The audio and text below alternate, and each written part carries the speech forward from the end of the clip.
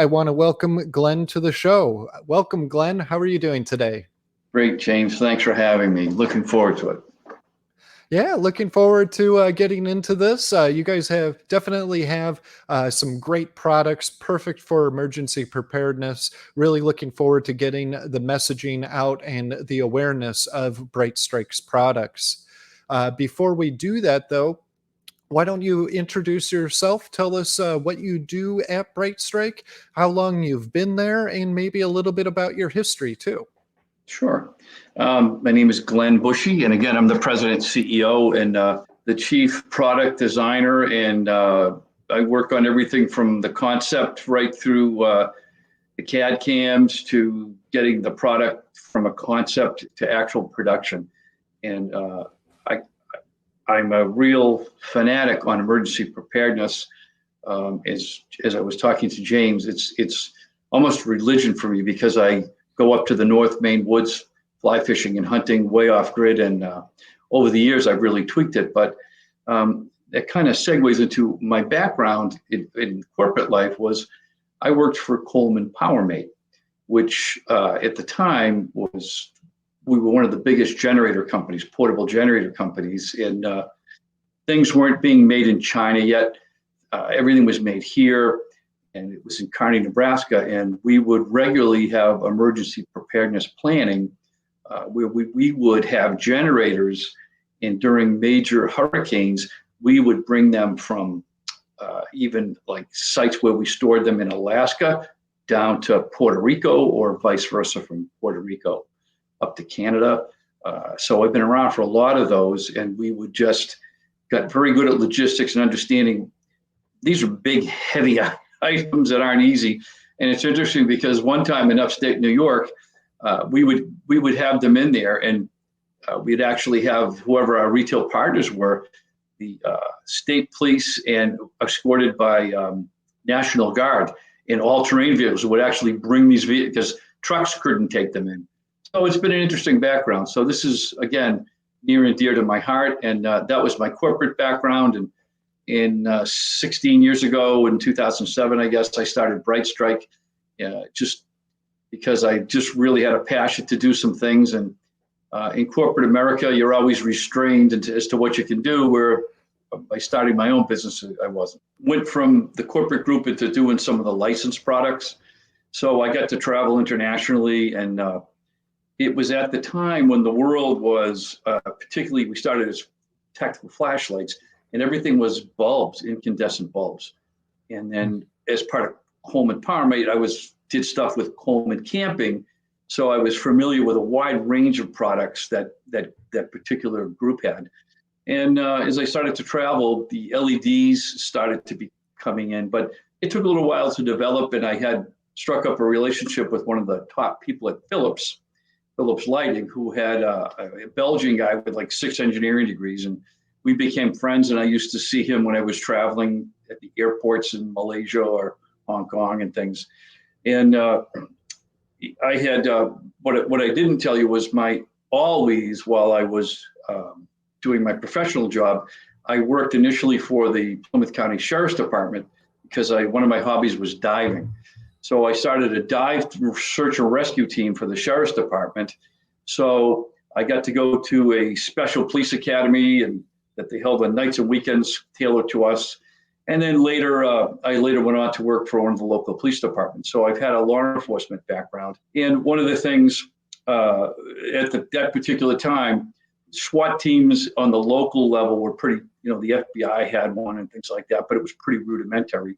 I got to go through the training.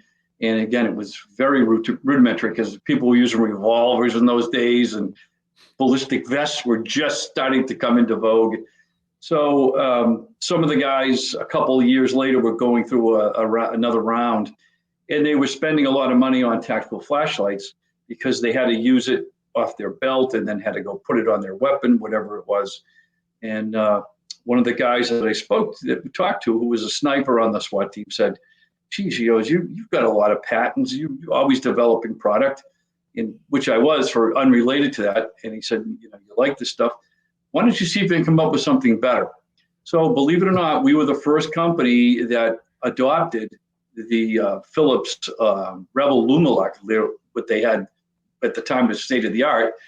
And the big guys like Surefire and Streamlight said, "Oh, it's not ready, it's not ready." So we had the first line of 100% LED tactical flashlights.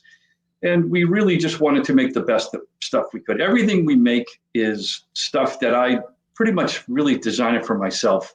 So like if you see survival stuff at the stores, it's got like Bear Grylls or somebody, and I'm sure those guys are good at what they do, but that stuff is not actually what they would use. Everything that we have in our line is the very best quality that we can possibly make. And then it's just stuff that if I think there's a need for it, so I design it from the idea to the product, best quality, and then we don't like get like flashy with stuff. Like we had the first tactical end cap, we call it tactical touch, where you could switch without having to twist knobs and do things, and we could go right into strobe mode because I felt that was just an officer safety thing to keep people off balance, dark area, all the troubles at night. So it kept people off, and we were the first guys to do strobe. We were the first guys to have a lot of these things.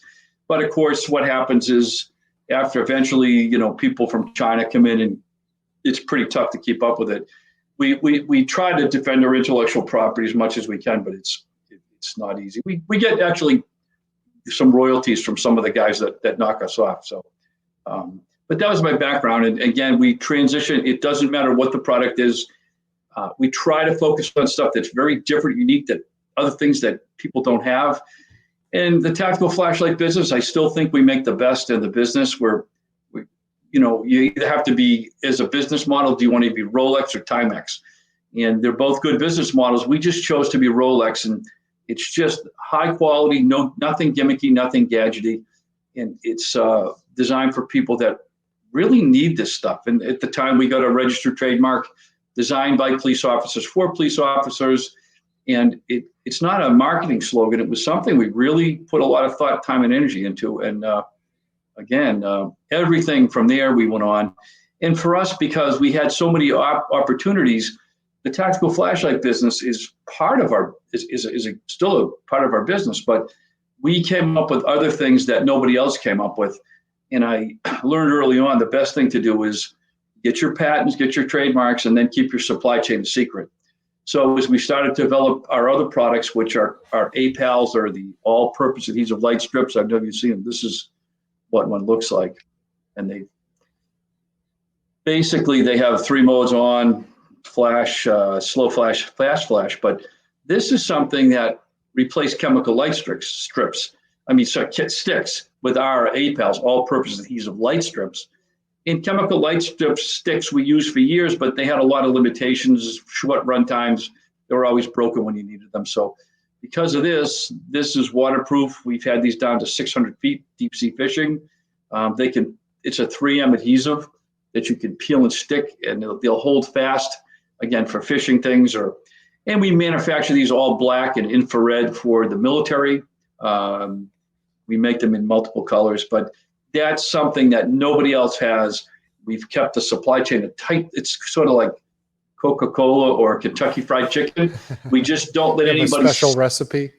Well, yeah, but we keep the supply chain tight, and these are high. Again, having the connections in Malaysia and Singapore and Japan, we were able to get some components that aren't readily available in China. So the Chinese have had trouble. They're always trying to knock us off, but they never quite get it right. If you're watching this video, there is a QR code down below. Scan that with your phone. It'll take you to multiple websites, Brite-Strike's products on Grainger.com, their YouTube channel, other social media sites, their website, just lots of useful information there. So scan that code. That way you can learn more about Brite-Strike.